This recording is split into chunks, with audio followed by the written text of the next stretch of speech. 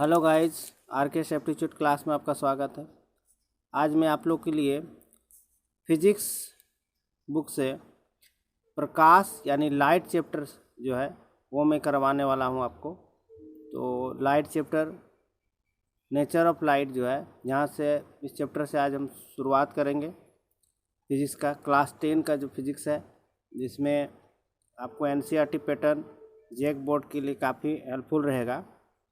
तो आप हमारे इस वीडियो को अच्छे से देखिएगा और समझने का प्रयास कीजिएगा। मैं इसमें काफ़ी इम्पोर्टेंट क्वेश्चंस करवाऊँगा जो अक्सर परीक्षाओं में पूछा जाता है आपको। तो प्रकाश का परावर्तन क्या होता है, सबसे पहला बात है, यहाँ से हम लोग शुरू करने वाले हैं। तो चलिए गाइस शुरू करते हैं देर ना करते हुए। अच्छा, उससे पहले अगर आप लोग मेरे इस चैनल पे नए हैं तो मेरे चैनल को ज़रूर से सब्सक्राइब कर देंगे और लाइक शेयर सब करें अगर आपको वीडियो अच्छा लग रहा है। ठीक है, तो चलिए गाइस शुरू करते हैं। प्रकाश का परावर्तन किसे कहते हैं? तो प्रकाश का परावर्तन जो है, देखिए, जिसको हम लोग रिफ्लेक्शन ऑफ लाइट कहते हैं, रिफ्लेक्शन ऑफ लाइट कहा जाता है। प्रकाश का परावर्तन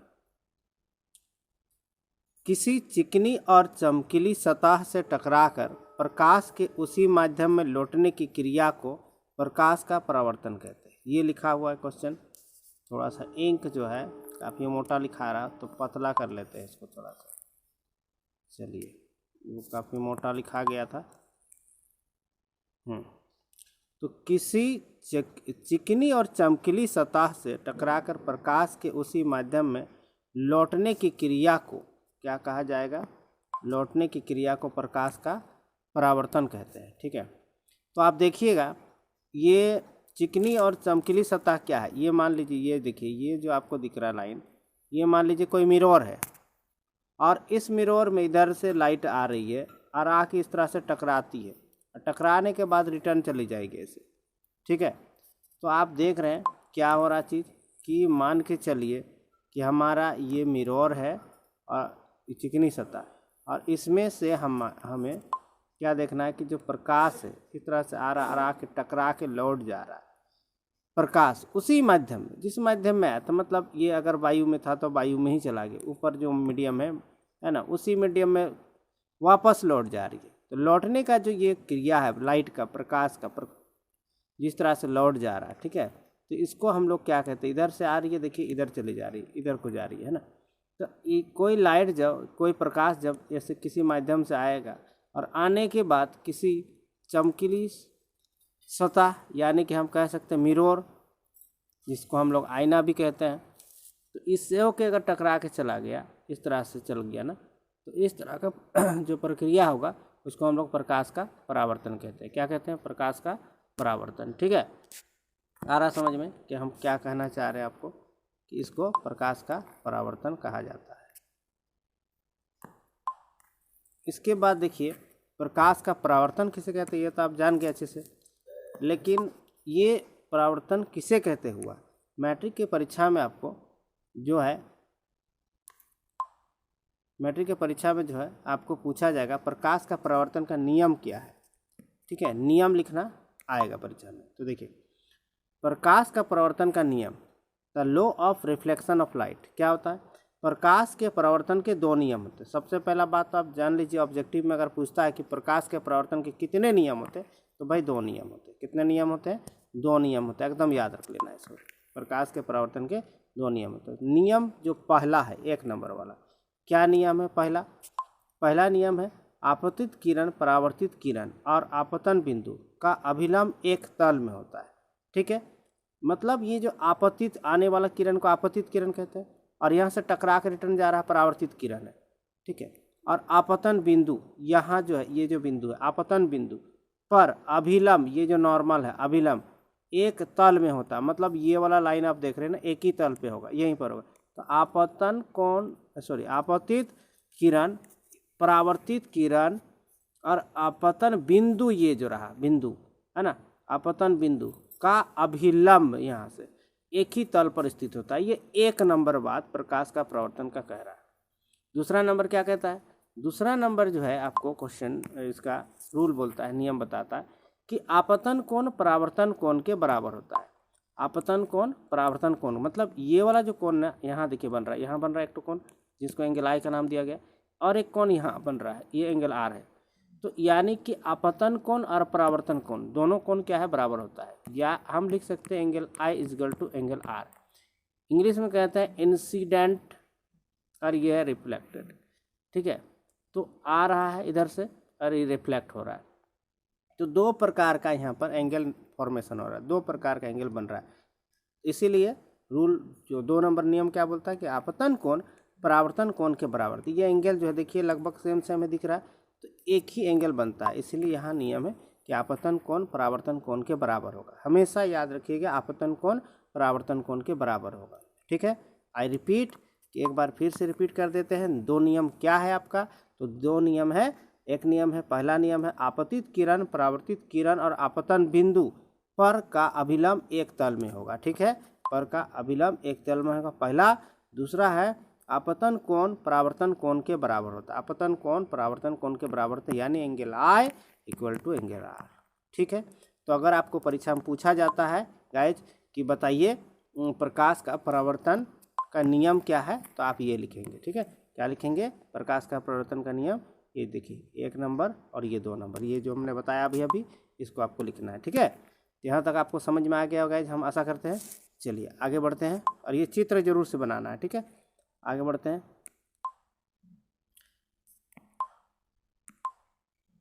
प्रकाश का परावर्तन का नियम हो गया। समतल दर्पण में प्रतिबिंब की प्रकृति कैसी होती है, चलिए इसको भी देख लेते हैं। समतल दर्पण में जो प्रतिबिंब है उसकी प्रकृति कैसी होती है। तो पहला नंबर, प्रतिबिंब आभासी होता है। आभासी का मतलब देखिए ये वास्तविक नहीं है, मतलब रियल नहीं है, ठीक है, आभासी है, काल्पनिक है, ये कह सकते हैं। दूसरा 2 नंबर बोल रहा है इसका आकार बिंब के आकार के बराबर होता है, मतलब जितना बड़ा बिंब होगा ना उतना ही बड़ा बिंब के सामने बनेगा, तो ये जितना बड़ा बिंब होगा उसी के आकार का प्रतिबिंब भी बने, जितना बड़ा बिंब होगा उतना बड़ा ही प्रतिबिंब होगा, ठीक है। तो इसका आकार बिंब के आकार के बराबर होगा। इसके बाद बिंब तथा प्रतिबिंब को मिलाने वाली रेखा दर्पण पर लंबवत होती है।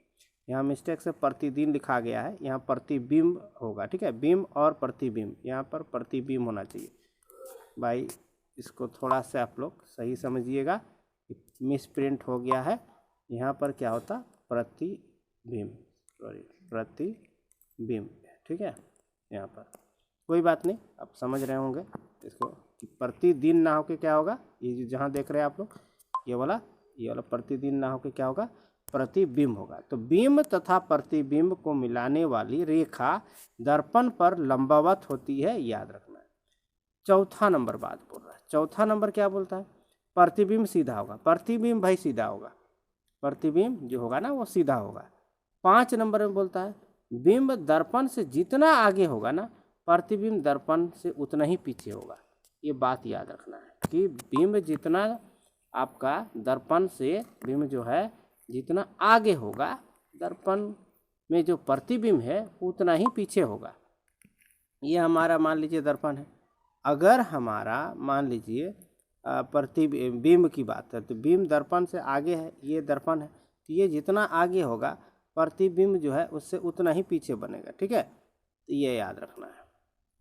दूसरा पॉइंट क्या बोल रहा है इसमें, दूसरा पॉइंट जो बोल रहा है कि प्रतिबिंब में लेटरल उत्क्रमण होता है। इसका क्या मतलब, देखिए इसको हम अच्छा से समझाने की कोशिश करेंगे आपको। ये मतलब ये जो चीज़ है मतलब उल्टा, ठीक है, जैसे हम लोग लिखते हैं ना, अब गाड़ियों में देखे होंगे एम्बुलेंस वगैरह लिखा रहता है, उल्टा लिखा रहता है ना। एम्बुलेंस ऐसा थोड़ी लिखा रहता है सीधा, उसको उल्टा करके लिखा जाता है, ठीक है, इस तरह से। तो उल्टा जो होता है आप देखे होंगे, आप लोग को पता होगा, एम्बुलेंस हो गया, पुलिस हो गया, ये सब जो नाम है इन सबको उल्टा, तो मतलब प्रतिबिंब उल्टा बन जाएगा, लेटरल उत्क्रमण होगा, ठीक है। इसका ये मतलब इस तरह से चीज़ों को लिखा रहता है। तो ये समतल दर्पण में प्रकृति प्रतिबिंब का जो प्रकृति है, इसके लिए ये कौन कौन सा प्रकृति है, मतलब इसका नेचर क्या है, समतल दर्पण क्या किस तरह का चीज़ों को बताता है, क्या देता है, तो ये हमने यहाँ बताने का प्रयास किया आपको, ठीक है गाइज। इतना देर अगर आपको समझ में आ गया है तो अच्छी बात है। चलिए आगे बढ़ते हैं। आगे क्या है, इसके बाद है देखिए समतल दर्पण का उपयोग। तो हम लोग उपयोग कहाँ कहाँ करेंगे, समतल दर्पण का उपयोग क्या है भाई, है ना। समतल दर्पण का उपयोग जरा देख लेते हैं। तो समतल दर्पण के उपयोग क्या होता है। समतल दर्पण का उपयोग हम लोग चेहरे को देखने के लिए हर दिन करते हैं। जो दर्पण है आपका, उसमें आप चेहरा देखते हैं डेली, तो वो हो गया समतल दर्पण का पहला उपयोग।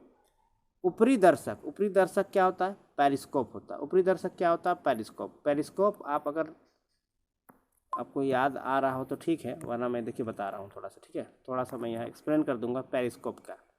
पेरिस्कोप जो है इस तरह का डिजाइन होता है ना, इस तरह से आपको रहेगा पेरिस्कोप। ये देखिए इस तरह से, ठीक है, यहाँ रहेगा। तो पनडुब्बी वगैरह में खास करके नाविक लोग ये लोग देखने का काम करते हैं इसमें, ठीक है। यहाँ और यहाँ ये एंगल इस जगह पे और इस जगह पे दर्पण लगा होता है, समतल दर्पण। और व्यक्ति यहाँ से देखेगा, इधर ऊपर बाहर में जो व्यक्ति कहीं खड़ा रहेगा तो वो आपको ऐसे दिखेगा यहाँ पर, यहाँ से इसको सीधा प्रतिबिंब आदमी को दिखाई देगा, ठीक है, यहाँ पर। तो इस तरह का डिजाइन। खैर पेरिस्कोप के बारे में जब हम पढ़ाएंगे आपको तो पूरा विस्तृत से बता देंगे बाद में। अभी हल्का सा ये थोड़ा एक्सप्लेन कर दी कि ये चीज़ क्या है, किस तरह का चीज़ होता है। तो ऊपरी दर्शक बोलते हैं, चाहे पेरिस्कोप बोलते हैं इंग्लिश में, ठीक है, ये याद रखिएगा। तो उसको बनाने में भी इस समतल दर्पण का उपयोग होता है, ठीक है। और उसके बाद देखिए 3 नंबर, बाल काटने वाला सैलून जो होता है, सैलून में देखिएगा उसमें बड़ा बड़ा एकदम कांच ये लगा रहता है ना, मिरर लगा रहता है बड़ा बड़ा। तो वो जिसमें आप लोग देखते हैं, तो पीछे भी दिखता है, आगे भी दिखता है उसमें, तो वो होता है हमारा समतल दर्पण। क्या होता है, समतल दर्पण, ठीक है। तो बाल काटने वाला सैलून में दीवारों में लगे रहते हैं, जिससे सिर के पीछे के भागों को देखा जाता है कि किस तरह का कटिंग हो रहा है हमारा। 4 नंबर बोलता है प्रदर्शनी घर में यह अन्य दर्पण के साथ लगा। प्रदर्शनी घर मतलब समझिए ना, प्रदर्शन होता है जहाँ पर, तो उन जगहों पर भी आप लोग को ये लगा रहता है। प्रदर्शनी घरों में अन्य दर्पण के साथ समतल दर्पण का उपयोग होता है, ठीक है। तो यहाँ तक आपको समझ में आया है। अच्छा गाइस, जहाँ तक आपको नहीं समझ में जहाँ तक नहीं समझ में आता कि हाँ भाई ये बात समझ में नहीं आ रहा, तो आप ज़रूर से कमेंट जरूर करें, ताकि मैं आपको नेक्स्ट जो वीडियो होगा ना उसमें उस तरह की चीज़ों को प्रॉब्लम जो क्रिएट हो रहा है उसको मैं सुधारने का प्रयास करूँगा और अच्छे से बताने का कोशिश करूँगा, ठीक है।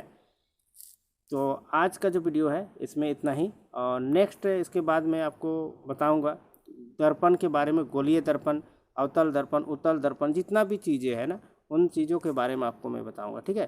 तो आज के लिए इतना ही, और नेक्स्ट वीडियो में आपको उन चीज़ों के बारे में बताऊंगा। अगर आपको ये वीडियो अच्छा लग रहा है, पसंद आ रहा है कि हाँ इस तरह का वीडियो आपको चाहिए, आप नोट देखिए। पहला बात है कि ये जो मैं लिखा रहा हूँ ये आप नोट्स जरूर से लिख लीजिएगा। आपका कॉपी में नोट्स बनाते जाइएगा, बारी बारी से मैं सब करा दूँगा। आपका जो क्लास 10 का फिजिक्स का जितना भी कोर्स का है, आपके लायक का जो कोर्स है जो आपको करना चाहिए और जिससे आपका नंबर बढ़ेगा और अच्छा अंक आएगा, तो उस तरह की चीज़ों को मैं ज़रूर से करा दूंगा आपको। चिंता करने की कोई बात नहीं, इस चैनल में आप ज़रूर से बने रहिए, आपको कहीं जाने की ज़रूरत नहीं। मैं इस चैनल में आपको सब जितना सिलेबस है आपको कवर करा दूंगा, ठीक है। आपको कहीं जाने की ज़रूरत भी नहीं पड़ेगा। तो ठीक है गाइज, अगर आपको चैनल अच्छा लग रहा है तो आप ज़रूर से लाइक शेयर और सब्सक्राइब कर देंगे और ज़्यादा से ज़्यादा शेयर करें, ठीक है। तो आज के लिए इतना ही। नेक्स्ट वीडियो के लिए आप हमारे प्लेलिस्ट में ज़रूर से देखेंगे। इसके बाद का जो वीडियो होगा तो प्लेलिस्ट में जाएंगे, सर्च करेंगे, मिल जाएगा, ठीक है। तो चलिए आज के लिए इतना ही, बाय।